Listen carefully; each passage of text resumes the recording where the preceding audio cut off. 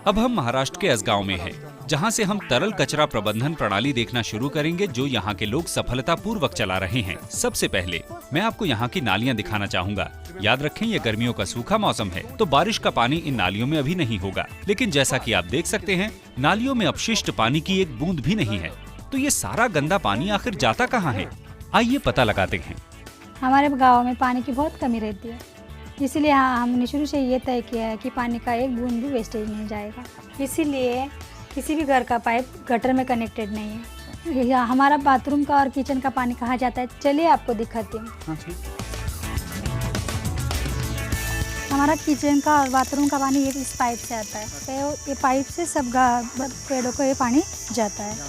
ये पाइप आपने देखा, ये पाइप से पानी आता है। ये छोटे छोटे हमने पार्ट बनाए है। इस पार्ट से पानी इस आम को जाता है और कुछ पानी इस पार्ट से इधर जाता है। और सीजन में हम लोग गवारी, भिंडी, बैंगन लगाते हैं। इससे हमको ताज़ी सब्जी भी मिलती है और कुछ पैसे भी बच जाते हैं हमारे। असगांव शून्य अशुद्ध जल प्रबंधन का एक उत्कृष्ट नमूना है, लेकिन यहाँ इस्तेमाल की जाने वाली तकनीक एकदम बुनियादी स्तर की है। गंदे पानी को सोखता गड्ढा नाम की एक सरल तकनीक के द्वारा भी इस्तेमाल योग्य बनाया जा सकता है। पहले जमीन में 1 क्यूबिक मीटर आकार का गड्ढा खोदा जाता है। इसमें छोटे और बड़े पत्थरों की परत डाली जाती है। बड़े पत्थर नीचे और छोटे पत्थर बीच में और एकदम छोटे पत्थर और बजरी ऊपर। अब इस ढांचे के मध्य में एक मिट्टी का घड़ा रखा जाता है, जिसकी तली में छेद होते हैं। घड़े के चारों ओर जूट के थैले या पेड़ की टहनियां बिछाई जाती हैं। फिर इसे जमीन से 6 इंच ऊपर तक मिट्टी से भर दिया जाता है। फिर घड़े को घास या नारियल के रेशों से भर दिया जाता है और गंदे पानी को घड़े से होकर सोखता गड्ढे में छोड़ा जाता है। घड़े में भरी घास फिल्टर का काम करती है और पत्थर एवं बजरी संपूर्ण गड्ढे को आधार देते हैं और पानी को जमीन में सोखे जाने के लिए अधिक बड़ी सतह मिलती है।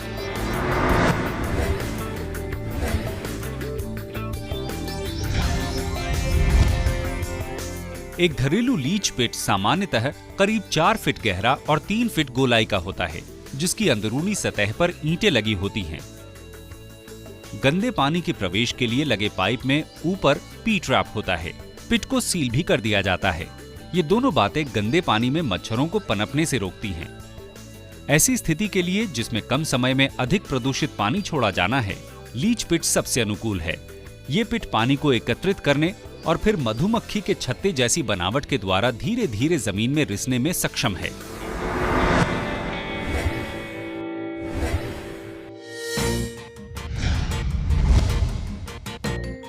महाराष्ट्र का दामनेर गांव 3 टैंक प्रदूषित जल स्थिरीकरण का अच्छा उदाहरण है।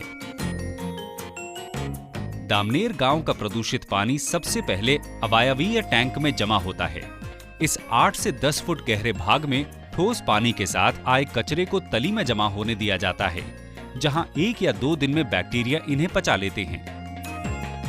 तब इस अंशतः शुद्ध पानी को 4 या 5 फुट गहरे दूसरे भाग में डाला जाता है, जिसे वैकल्पिक टैंक कहते हैं। यहां अगले 3 से 5 दिनों में पानी 2 तरह से साफ होता है। ऊपर टैंक में डाला जाता है। यहां इस पानी को अंतिम बार 3 से 5 दिनों के लिए पूरी तरह से एरोबिक प्रक्रिया से स्थिर किया जाता है। अब ये पानी खेती अथवा मछली पालन के उपयोग के लिए तैयार है। सरपंच जी, मुझे बताइए कि इस प्रदूषित जल स्थिरीकरण संयंत्र की स्थापना के लिए आपको कितना खर्च लगा? देखिए, उसके लिए तो हर हाउस होल्डर का पानी तो इधर तक लाना था हमें।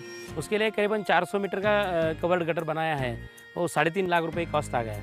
और बाद में ये 3 टैंक वाला जो बनाया है हमने, उसके लिए 20,000 रुपये खर्च आ गया। उससे आगे जब हम जाते हैं तो जो शॉकपिट बनवाया हमने, वो शॉकपिट के लिए वो 2003 की बात कर रहे हैं हम, तो उस टाइम हमें 10,000 रुपये खर्चा आ गया। बाद में एक मोटर जो पंप करने के लिए चाहिए थी, वो 3,000 रुपये में हमने खरीद ली। तो इतना ही सारा जो है कैपिटल कॉस्ट उस टाइम गया था। तो ये तो थी लागत पूंजी की बात। संपूर्ण कार्य प्रणाली के संचालन के खर्च के बारे में क्या? तो उसके लिए तो अब वो जो बिजली का बिल है मोटर पंप करने का, उसको तो हर महीने का 100 रुपया है। और जो शॉकपिट बनवाया है वो हर 6 महीने के बाद, यानी 6 महीने के बाद वो क्लीन करना पड़ता है। उसके लिए 6 या 7 हज़ार रुपये तक खर्चा आता है। बस इतना ही खर्चा आता है।